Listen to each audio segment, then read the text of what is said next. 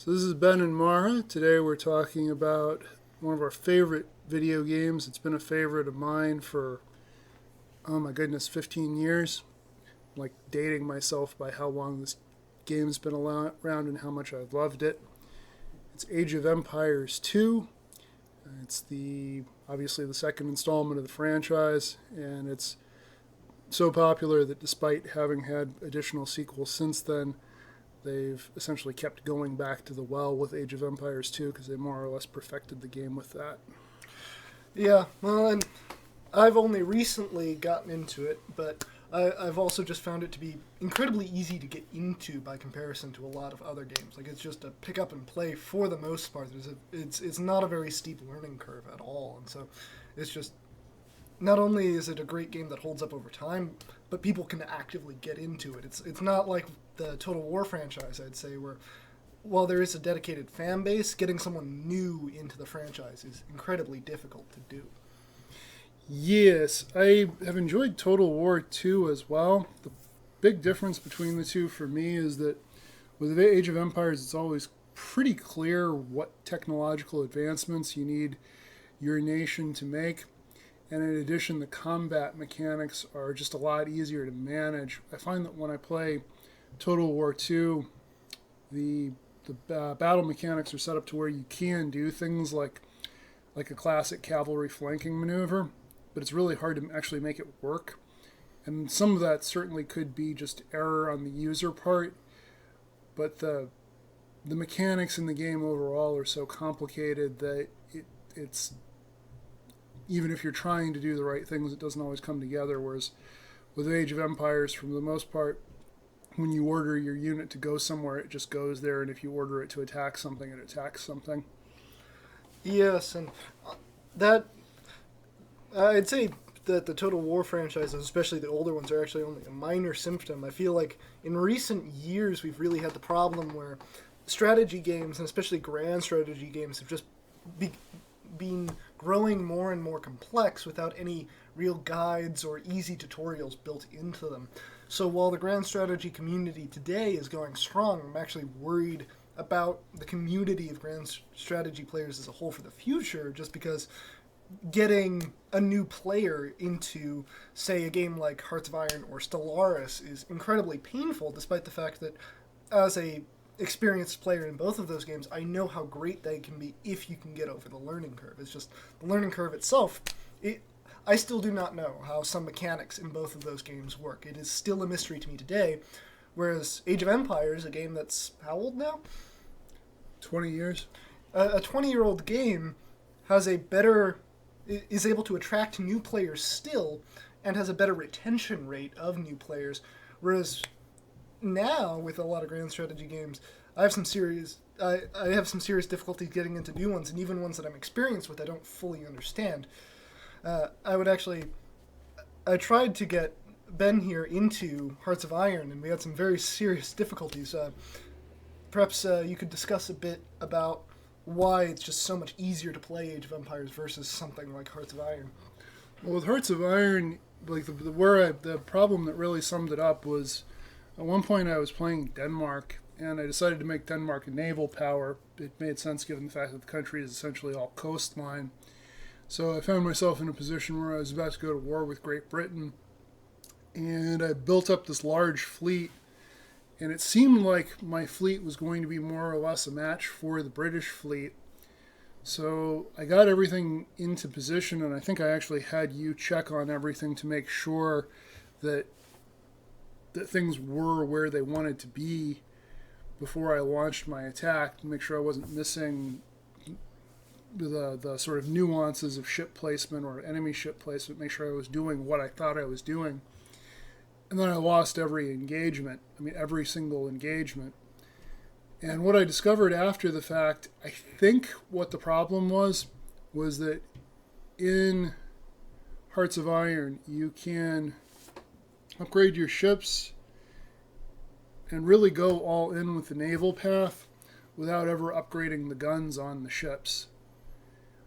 Which, when you're trying to run an entire country's war machine, it almost doesn't make sense because if you think about it, a president or a dictator or a prime minister isn't going to be micromanaging at that level to say, okay, I want the ships upgraded, I want this fleet built. They're not going to get into the specifics of the caliber and bore of each gun that's going to be put on the ship. That's just not how that works. And I do actually appreciate the game having mechanically the ability for you to do that if you so choose. Like, that part's kind of clever, and I could see that even being useful in a sort of grand strategy game. Like, what if I wanted to play, for example, a strategy game where I'm fighting a war in China, but I want the soldiers to develop something like the Roman pilum. The problem, though, for me, is that you have to do it, and it's not obvious that you have to do it. Whereas in Age of Empires, when you're upgrading your fleet, it's real obvious what all of the available upgrades are and what they do. Yes, and that actually get what we were just discussing with the Navy problem of Hearts of Iron versus Age of Empires actually gets into something else which I wanted to talk about, which is metas in strategy games. They are fundamentally broken. For example, after the fact, having learned a bit more about the naval mechanics since since Ben's attempt at Hearts of Iron, I've learned that the quote-unquote best way to win all engagements in that game is for some reason to stack 10 submarines on top of each other and just send them into battle. And you can ask the Germans in World War I how that went for them. It doesn't win wars, so it makes no sense that it's overpowered in the game. Whereas with Age of Empires, you don't need to solely spec into one specific build. You don't need to build the Iron Harvest 5 engineers or whatever it is to have the perfect game. You can play as the Teutons and build 100 knights, or you can play as the Aztecs and build archers. There's no one way to play the game, whereas with all these strategy games, especially the strategy games with massive multiplayer communities, there are all these problems where everyone's trying to out-meta and micro each other, and it makes getting into the game is hard enough as it is.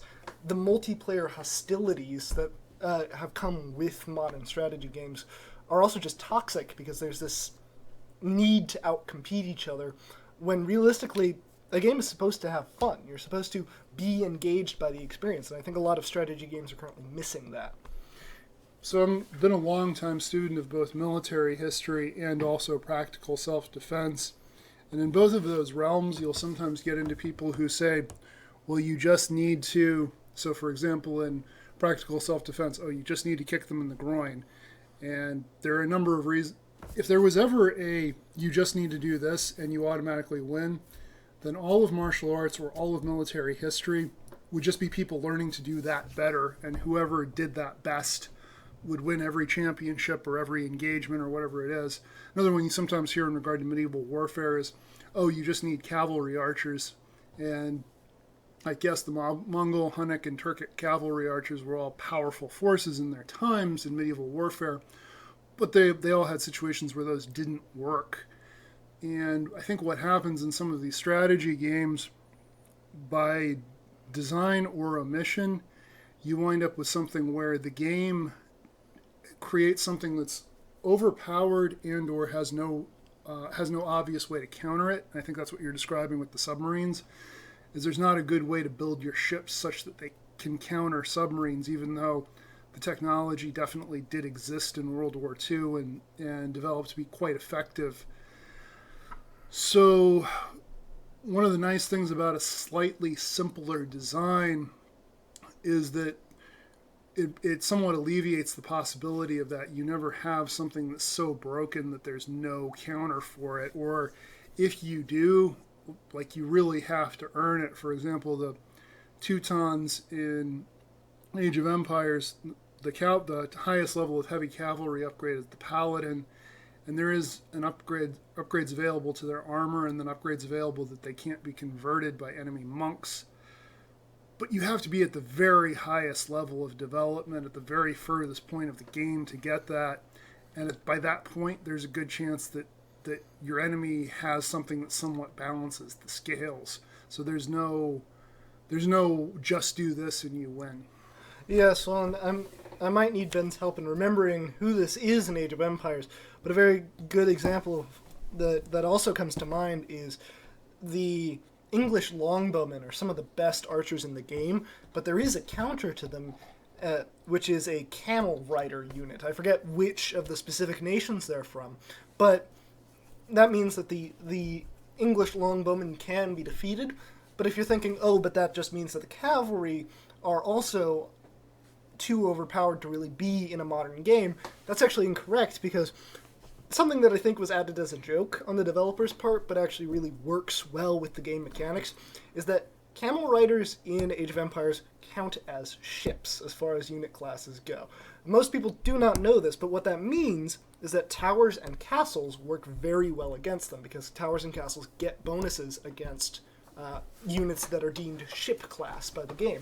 And so you're not dealing with a situation where the English win against all but one faction, and then the faction which counters them wins against the English every time. There really is some back and forth there, due in large part due to some hidden mechanics and such, which a lot of people don't really appreciate hidden mechanics anymore because they can mess things up if not done right.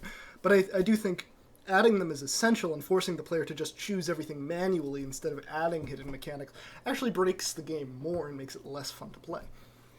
Yeah, well, you get into it's a little bit like when people talk about some of the newer Star Wars movies, and I'll say something like, I didn't understand what the deal is with such and such, and people will say, oh, well, you just need to go back and read, or you just need to go back and watch, and it's something that's not one of the first 3 Star Wars movies.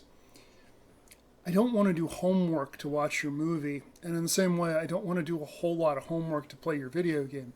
I'm happy to go through a brief tutorial, which Age of Empires has and is really helpful. Oh yeah, definitely. But Hearts of Iron originally didn't come with any kind of tutorial, and if it had, I have a feeling that my senior level classes in college would have been faster and easier, which is probably why it didn't have one, to be honest. Yes, well, actually, that works really well too, because since my dad has played Hearts of Iron actually did bring a tutorial system into the game.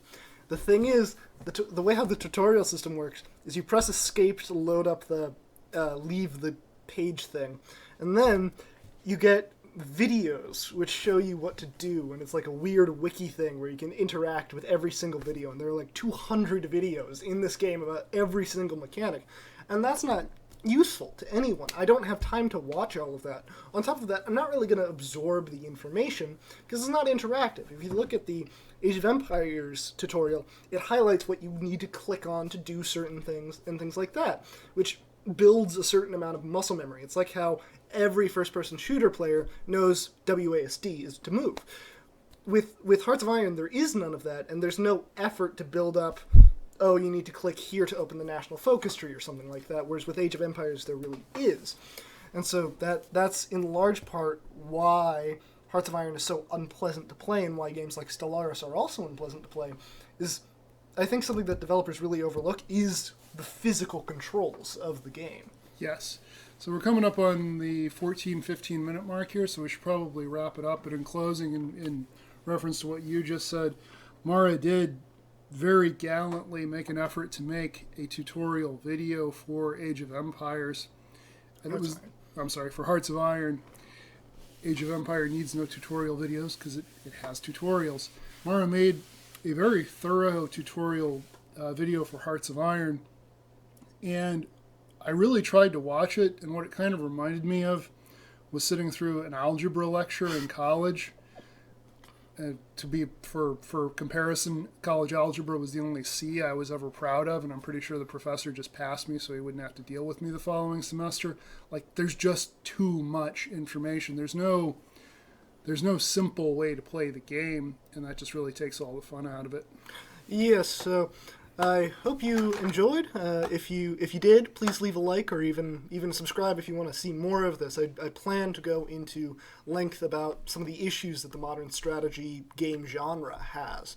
So please leave a like and subscribe.